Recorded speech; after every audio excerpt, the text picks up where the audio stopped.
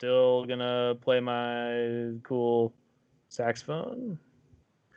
But we have this this moment where he's talking about how great it would be to go to Fruit Garbage Land, and the stories that he's heard could be real. He could experience that before his short time on the earth is over.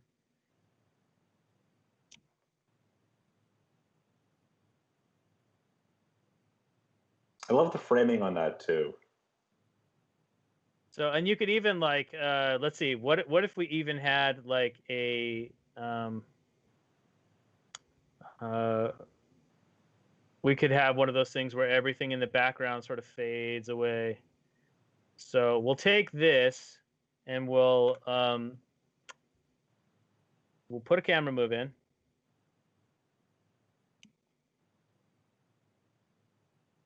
So he's front and center in this frame, and then we'll put like that sort of hazy, you know, dreamland sort of fruit garbage everywhere thing. So where he's almost like the whole background fades away and everything is just his wistful dreaming. Okay, cut that, and we'll put that in the background, and then put in a small tone. And once that clicks back, we're going to add these red eyeballs. Oops, too big. Job behind. Okay, red eyeballs. And then this is a little trick. If you uncheck that, and then cut and paste, it all comes back to good. Then we're gonna take this and we're gonna add a transition. So we have camera view, and so he's like, you don't even know what you have there. If only I could go back, I would go to Fruit Garbage Land. Oh, the transition's in the wrong place. So here we need to make this a separate scene. So we're gonna do this, make that a separate thing, so we can actually add a transition there. If I could go back, I would go to Fruit Garbage Land, the best place on earth. But you don't even know what you have, moron. You know, like my great whatever grandfly told me about this, and it was the best place that ever existed. And then like make a little quick thing. Cut back to angry. So, cut back to angry. Yep. Oh, yeah. So we would need to cut back to harsh reality.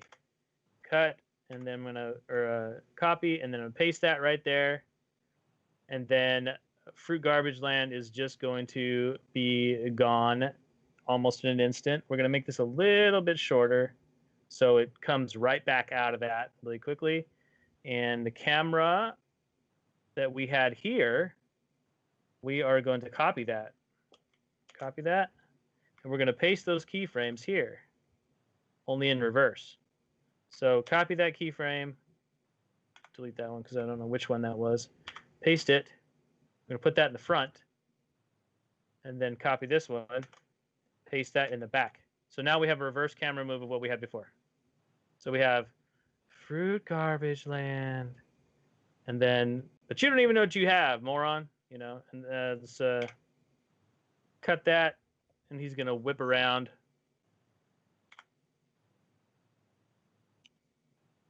Back there, we need to get. Let's use the 8 brush. It's too small.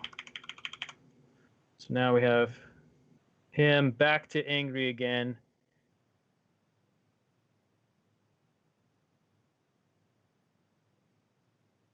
Talking to his, I assume they're friends. Maybe he's just a very opportunistic fly. I don't know. And let's put the wings here. Oh. We don't want that to be drawn behind. The wings right there. I feel like it would be a very contentious relationship between a fly and a carnivorous plant. I would think so too. But, it's New York City. There's all sorts of crazy things that happen there, right? Yeah, that's true. Isn't that what they tell you in the movies? That New York City is a place of crazy, magical... What do you think can happen? Yeah. So he would probably get a little bit closer and more... This is how you would make him more dominant in the scene, right? Because he's bigger. And he's actually sort of leering forward towards the other plant, which clearly could eat him, but he's still like this. And then if you really wanted to, you could make a really fancy shot and have him just fly up like this and keep that in the same shot. But that gets expensive if you don't know how to do it right. But you know what? We're going to do it because the Collaboratory is chock full of budgetary goodness. So we're going to make it work. And we're just going to cut that way. But to give it a little bit of extra, we're going to have him fly from down here. And it's going to give the appearance that he's coming up in the... Just grab that background too in this middle drawing. And Hey, we are almost out of time, but let's get maybe one more question or suggestion in. Okay, so you know what you have. Fruit Garbage Land. And then he flies up. Well, I guess, now that we've done this, this shot is no longer needed. Right here, anyway. Because now we have this, and we can actually put that back where it belongs. So, Fruit Garbage Land, you don't even know what you have, but I do. I'm going to get it. And then that's when he flies over, and then we cut this panel here. So one question we got from chat, it's not really a question, it's more of a comment that I'm going to turn into a question because it's a very interesting comment.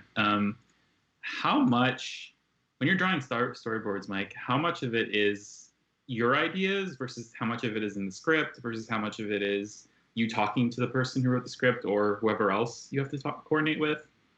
I think that's very highly subjective on what you're actually working on and who you're working for, because some people will have definite ideas of what they want and what you should be doing for them, and other people don't.